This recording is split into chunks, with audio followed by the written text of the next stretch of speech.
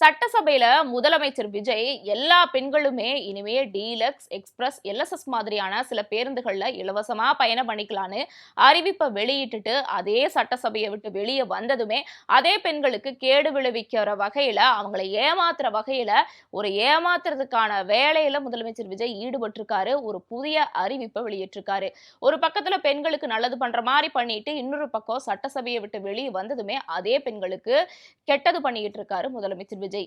அப்படி என்ன புதிய அறிவிப்பை வெளியிட்டிருக்காரு, அந்த புதிய அறிவிப்புனால பெண்கள் எந்த வகையில பாதிக்கப்பட போறாங்கங்கிறத நியூஸ் பிளிக்ஸ் ரிப்போர்ட்ல விரிவா பார்த்திடலாம்.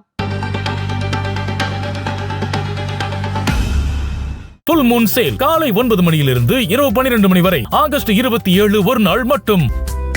ஆச்சி மசாலா எந்த சமையலும் ருசி தேடும் ரகசியம் 20 ரூபாய். டயா பூஸ்டர் சுகரை கண்ட்ரோல் பண்ணும், உங்க ஆரோக்கியத்தை மீட்டு தரும். சர்க்கரையை கட்டுப்படுத்துறதுக்கான எளிமையான வழிமுறை, இயற்கையான வழிமுறை. அனைத்து மருந்து கடைகளிலும் கிடைக்கும். சமீபமா நடந்த சட்டசபையில முதலமைச்சர் விஜய் பெண்கள் இனிமே எல்லாருமே எல்எஸ்எஸ், டீலக்ஸ், எக்ஸ்பிரஸ் மாதிரியான பேருந்துகள்ல இலவசமா பயணம் பண்ணிக்கலாம் அப்படிங்கிற அறிவிப்பை வெளியிட்டிருந்தாரு. இது பெண்கள் மத்தியில மிகப்பெரிய வரவேற்பு கிடைச்சாலுமே இன்னொரு பக்கம் அதே பெண்களுக்கு ஆப்பை எடுத்து சொருகியிருக்காரு. அது என்னன்னா, அந்த சட்டசபை முடிஞ்ச அடுத்த நாளே முதலமைச்சர் விஜய் சுமார் 750 வகையான ஏசி, எலக்ட்ரிக் மின்சார பேருந்துகளை தொடங்கி வச்சிருக்காரு. 1 இல்ல 2 இல்ல 750 ஏசி எலக்ட்ரிக் பேருந்துகளை தொடங்கி வச்சிருக்காது. அதுவும் எங்கன்னா வெறும் சென்னையில மட்டுமே 750 ஏசி மின்சார பேருந்துகள். அப்படின்னா அதுவும் எங்கெங்கிறதுல இருந்து அந்த ஏசி பேருந்துகள் இயக்கப்படும்னா, Alandur, central railway station, Perambur, Padiyanallur, Avadi, K Nagar, Iyyappanthangal, இந்த மாதிரியான 7 பணிமனைகள்ல இருந்து இந்த 750 பேருந்துகளுமே இயக்கப்படும் சொல்லியிருக்காரு. அதாவது ஏற்கனவே இருந்த சாதாரண பேருந்துகள்ல கூட இந்த தாவேக வந்தப்புறம் குறைச்சிட்டாங்க, பூரா டீலக்ஸாவும் எக்ஸ்பிரஸ் பஸ்ஸா தான் வருதுன்னு பெண்கள் மத்தியில மிகப்பெரிய குற்றச்சாட்டு இருந்துச்சு. இப்ப அதை ஈடுகட்டுறங்கிற பேர்ல இனிமே நீங்க அந்த பஸ்ல எல்லாம் இலவசமா நீங்க பயணம் பண்ணிக்கலாம் அப்படிங்கிற மாதிரி ஒரு அறிவிப்பை கொடுக்குற மாதிரி கொடுத்துட்டு, இன்னொரு பக்கம் பார்த்தா ஏசி மின்சாதன பேருந்துகளை தொடங்கி வச்சிருக்காரு. இந்த ஏசி மின்சாதன பேருந்துகள்ல பெண்களுக்கு இலவசம் கிடையாது. இது எல்லாருக்கும் தெரிஞ்ச விஷயம் தான். இந்த சூழ்நிலையில ஒரு பக்கம் பெண்களுக்கு அப்படியே உதவி செய்யற மாதிரி செஞ்சுட்டு இன்னொரு பக்கம் பார்த்தா அதே பெண்களுக்கு நாமத்தை போட்டு விட்டுருக்காருன்னே சொல்லலாம். சென்னையில மட்டும் இந்த 750 பேருந்துகள் தொடங்கப்பட்டிருக்கனால அதுல முதல்ல இப்போ 100க்கும் மேற்பட்ட பேருந்துகள் தொடங்கப்பட்டிருக்கு. 750 கொஞ்சம் கொஞ்சமா நடைமுறைக்கு கொண்டு வருவாங்க.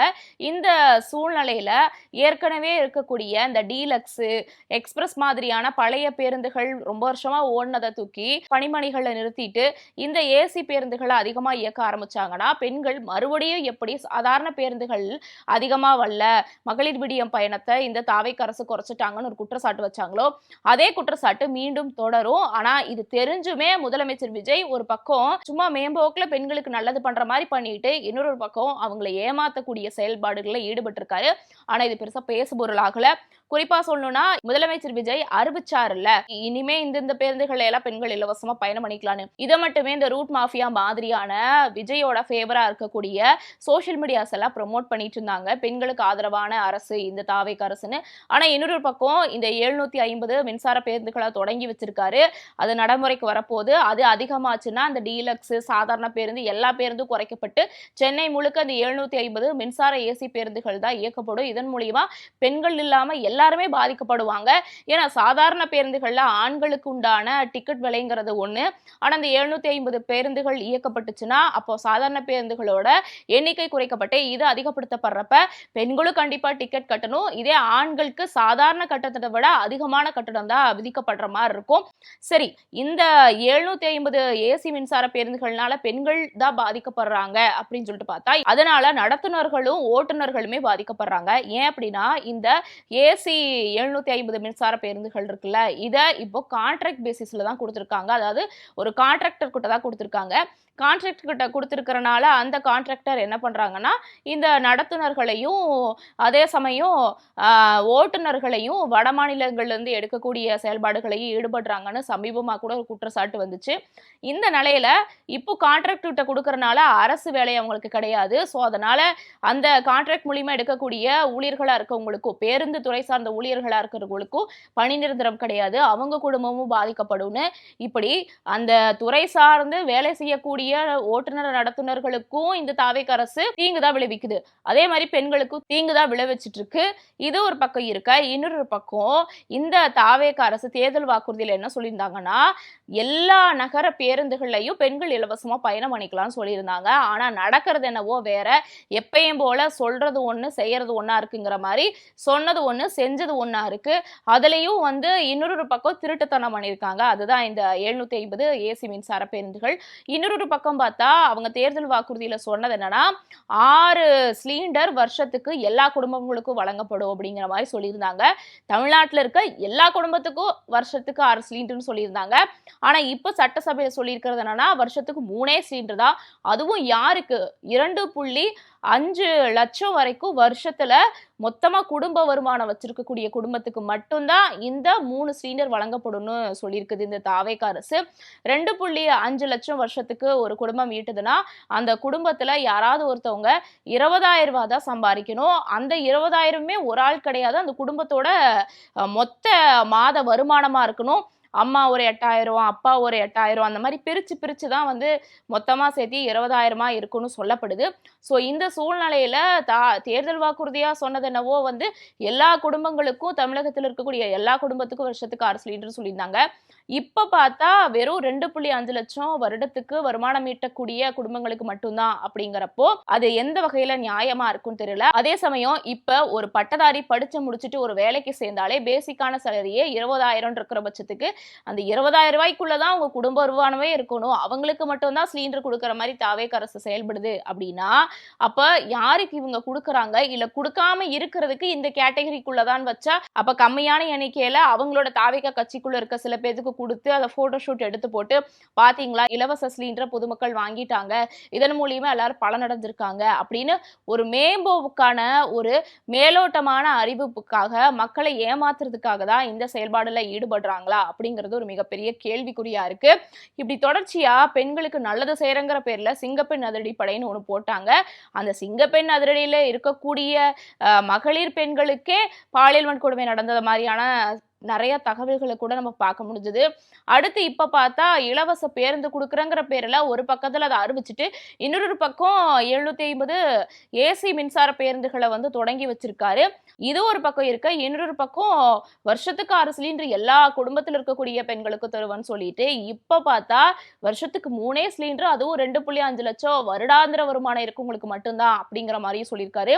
இப்படி தொடர்ச்சியா பெண்களை காக்கக்கூடிய அண்ணனா, தம்பியா, அப்பாவா எல்லாமாவும் இருப்பேன் அப்படின்னு முதலமைச்சர் விஜய் ஒரு உருட்டிட்டு சிஎம் ஆன அப்புறம் பண்றது என்னவோ அப்படியே பெண்களுக்கு எதிரான செயல்பாடுகள்ல தான் ஈடுபட்டு வந்துட்டு இருக்காரு. அதுவும் தலைமை செயலகத்துல இந்த பேருந்துகளை தொடக்கி வைக்கிறது, ஆனா சட்டசபையில ஒண்ணு பேசுறதா இருக்கு. அவரு மட்டும் இல்லாம அவரோட தாவேக அரசுல இருக்கக்கூடிய எல்லா அமைச்சர்களுமே அந்த மாதிரியான செயல்பாடுகள்ல தான் ஈடுபட்டு இருக்காங்க. குறிப்பா சொல்லணும்னா சட்டசபையில எப்படி நடந்துக்கணும், எந்த மாதிரி இருக்கணும்னு கூட தெரியல. ஒரு எம்எல்ஏல முதலமைச்சர் விஜய பாட்டு பாடுறதுக்காகவே சட்டசபைக்கு வராங்க போல இருக்கு. மக்களோட ஒரு பிரதிபலனா, மக்களுக்கு என்ன தேவை, தன்னோட தொகுதி சார்ந்த மக்களுக்கு என்ன தேவைங்கிறத தாவேக அரசு கிட்ட சொல்லி முதலமைச்சர் விஜய் கிட்ட வாங்கி அந்த மக்களுக்கு நல்லது பண்ணலாம்லாம் இவங்க சட்டசபைக்குள்ள முதலமைச்சருக்கு எப்படிலாம் துதிபாடி அவர்கிட்ட சில விஷயங்களை கறக்கலாம் அப்படிங்கிறதுக்காகவே இந்த மாதிரியான செயல்பாடுகளில் ஈடுபட்டு இருக்காங்களோ அப்படிங்கிற மாதிரியும் நம்மளுக்கு தெரிய வருது. இவங்க நியமிச்ச பெண் அமைச்சர்களோ அல்லது பெண் எம்எல்ஏக்களுமே பெண்களுக்கு ஆதரவா இல்லை. அதே சமயம் இவங்களுக்கு பெண்களுக்கு ஆதரவா கொண்டு வரக்கூடிய இந்த மாதிரியான திட்டங்களோ அல்லது இந்த மாதிரியான அறிவிப்புகளுமே பெண்களுக்கு ஆதரவா இல்லை. முழுக்க ஏமாத்துற வேலையா தான் இருக்கு. ஆனா வழக்கம் போல இந்த முதலமைச்சர் விஜயோட சார்பா இருக்கக்கூடிய டிவிகேவோட விர்ச்சுவல் வாரியர்ஸ் இந்த மாதிரி ஒரு முதலமைச்சர் எங்கேயாவது இருப்பாங்களான்னு தமிழ்நாட்டுல மட்டும் இல்லாம வெவ்வேறு மாநிலங்கள்லயும் எல்லா இடத்துலயுமே இந்த முதலமைச்சர் விஜயை பத்தி துதி பாடுறதும் அவரை பத்தி ப்ரொமோட் பண்ணி பேசுறது மட்டும்தான் இந்த மாதிரியான செயல்பாடுகள்ல தான் ஈடுபட்டு வந்துட்டு இருக்காங்க.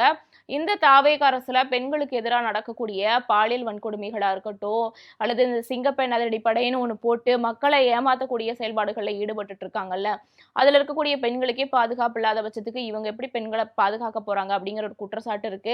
ஸோ சிங்கப்பெண் அதிரடி படை அடுத்து இப்போ இந்த இலவசமா பேருந்து தரேன்னு சொல்லிட்டு இன்னொரு பக்கம் ஏசி எலக்ட்ரிக் பேருந்துகளை இயக்கி வைக்கிறாரு.